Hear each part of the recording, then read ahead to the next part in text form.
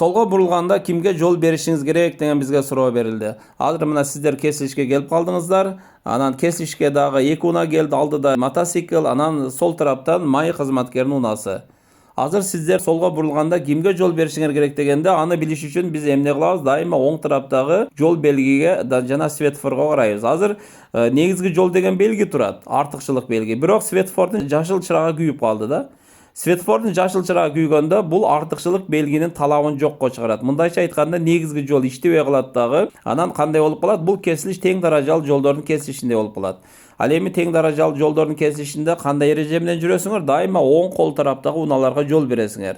Азыр сиздер солго бурулуп атканда мотоцикл оң тарабыңардан келип калат. Ошол себептен мотоциклге жол бересиңер. Ал эми май кызматкеринин унасыначы ага да жол бересиңер. Себеби ал сол тараптан келсе дагы ал үн дабышын чыгарып маягын жагып алганы үчүн артыкчылыкка ээ болот да. Биринчи жүргөнгө укуктуу болот. Ошол себептен май кызматкерине да жол бересиңер.